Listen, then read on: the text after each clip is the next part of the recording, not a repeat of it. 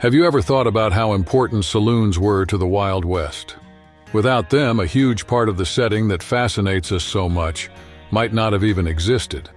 Just hearing the word saloon instantly brings to mind that classic wooden building on a dusty road. A perfect spot to hitch your horse outside and watch the doors swing open as cowboys walk in, looking for a drink. If you're into stories like this and want more content like it, don't forget to hit the like button. It makes a huge difference in helping us bring more interesting topics your way. And of course, subscribe to the channel and turn on notifications so you don't miss a thing. As people ventured down less traveled trails, they often came across stopping points where they could swap travel stories and meet new folks. It was in this kind of setting that saloons thrived, growing alongside the westward expansion of the United States. In places like Taos and Santa Fe, New Mexico, there were already cantinas with a strong Mexican influence, but the rise of saloons helped turn small settlements into lively hubs, full of stories that still spark our curiosity today. Around 1822, the first officially recognized saloon popped up in Brown's Hole. Called Brown's Saloon, it quickly became a gathering spot for fur trappers who were taking advantage of the booming trade in the area. Not long after, these establishments started gaining traction in places where troops were stationed, like Bent's Fort, Colorado, back in the 1820s. As expansion continued along the routes traveled by cowboys, saloons became especially common in towns like Dodge City, Kansas. Miners also made their way through rough terrain and deep ravines in search of precious metals, stopping at these saloons to rest and exchange information about their discoveries. A few years later, the California gold rush caused something similar to happen in Santa Barbara.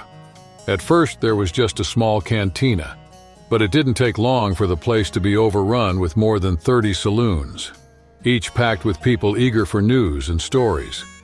The city quickly became a true meeting point for travelers from all over. This kind of expansion wasn't just a California thing.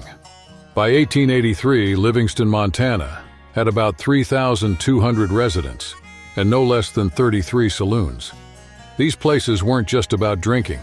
They were social hubs, spots for cultural exchange, and even arenas where legendary moments of the Wild West played out. The drinking culture was straightforward and tough. Rye or straight bourbon were the go-to orders, usually knocked back in one gulp, no fancy stuff. If someone took their time sipping or asked for something more refined, they'd likely get laughed at, unless they already had a reputation as someone you didn't want to mess with. For outsiders, it could be even rougher. If they hesitated too much, they might find themselves forced to chug a full glass of strong liquor, sometimes with a revolver pointed at them just to make sure they didn't leave any behind. The reasoning? Supposedly it was good for you if you weren't used to the local way of life. Walking up to the bar in one of these saloons, one thing was clear. Beer wasn't served cold. It usually came in at 55 degrees Fahrenheit to 65 degrees Fahrenheit, 13 degrees Celsius to 18 degrees Celsius. Way warmer than what we're used to today.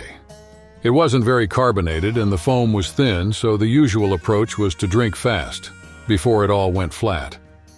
In the 1880s, everything started to change with the arrival of artificial refrigeration and pasteurization, introduced by Adolphus Busch. These innovations allowed breweries to spread their brands across the country, with Budweiser quickly grabbing attention. Up until then, drinking cold beer was rare, since European tradition favored serving it at room temperature. Meanwhile, almost every saloon in mining towns or prairie settlements had a poker table. This was where prospectors, lawmen, cowboys, railroad workers, soldiers, and even outlaws gathered, each hoping for a little luck. The stakes were high, and the sound of poker chips sliding across the table set the tone for that classic Wild West atmosphere. When it came to gambling back then, the most popular game was faro. Other favorites included brag, three-card monte, and several dice games like high-low, chuck-a-luck, and grand hazard.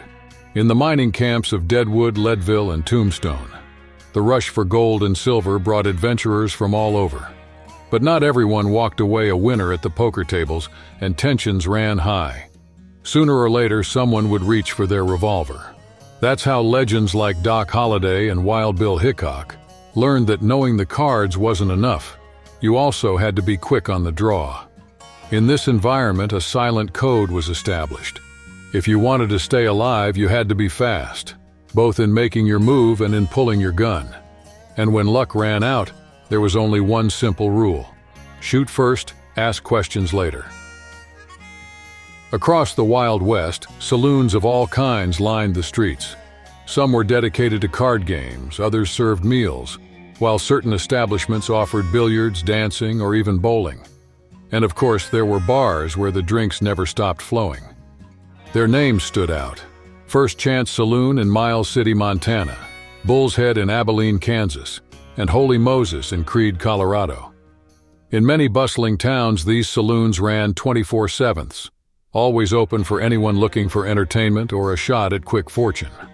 One of the most eye-catching details about saloons was the swinging doors. While they did exist in some places, they weren't as common as Hollywood made us believe. Still, in the movies, the classic scene of a hero bursting through the doors or a gang of outlaws getting thrown into the street became legendary. It was a simple but effective way to build tension and create unforgettable moments. Spending too much time leaning against the bar often came at a cost. With countless hours of drinking and conversation, some regulars even developed calluses on their elbows. These little details paint a picture of the fast-paced, high-energy atmosphere that made saloons such an iconic part of Wild West culture and folklore. Back then, drinking alone was rare. Miners, gamblers, workers, and even outlaws all gathered at the saloon, enjoying a type of fun that seemed to have no end in sight. The noisy, lively environment kept the doors open day and night. Still, not everyone was welcome. Native Americans were turned away, and black men were only tolerated if they were big-time gamblers or feared criminals.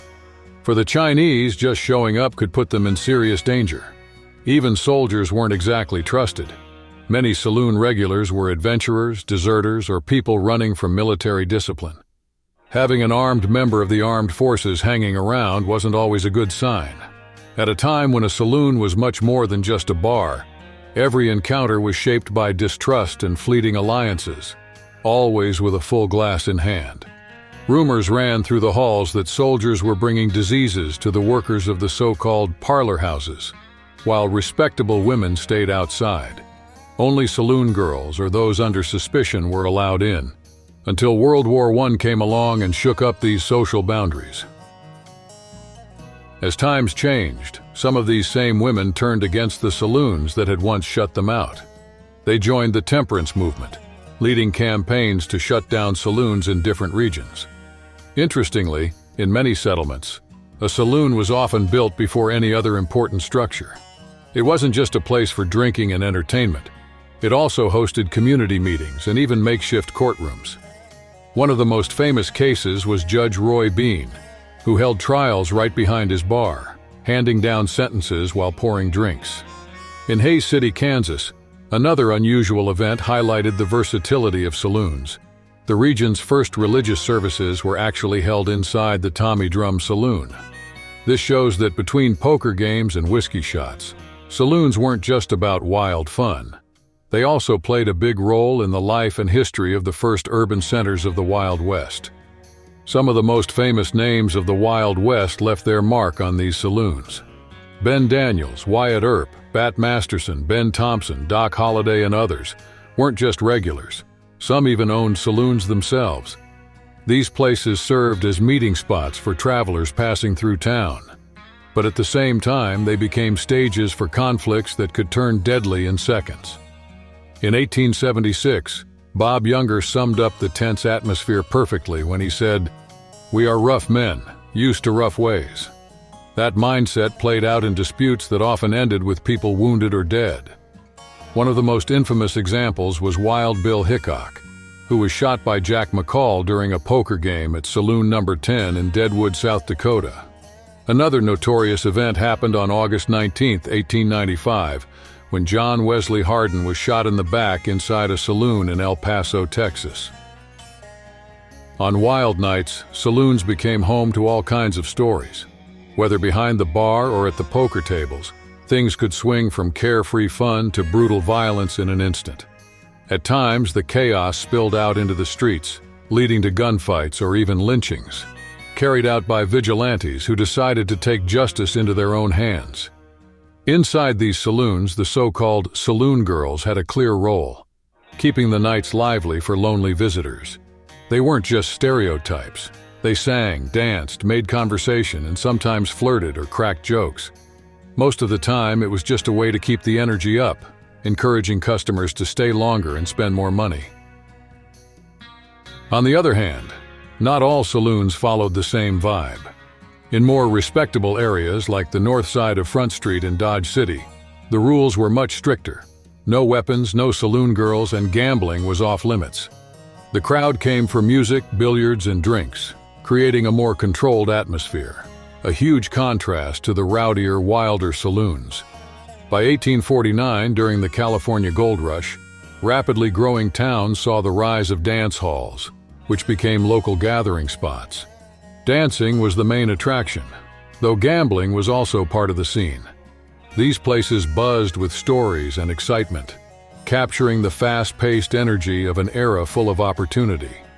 To join the party, all you had to do was buy a ticket, which cost anywhere between 80 cents and $1. But the fun didn't stop with the music.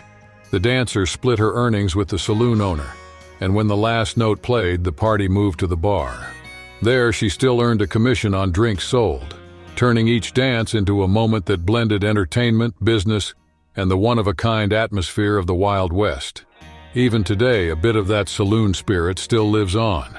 There's still places where deals are made or where people just gather to forget their worries for a while. That same energy from the past, full of unexpected opportunities, can still be felt in every corner. If you enjoyed this story, hit like, share, and subscribe to the channel. Feel free to leave a comment below if you want to hear more stories that uncover the secrets and unforgettable encounters of the past. Thanks for watching.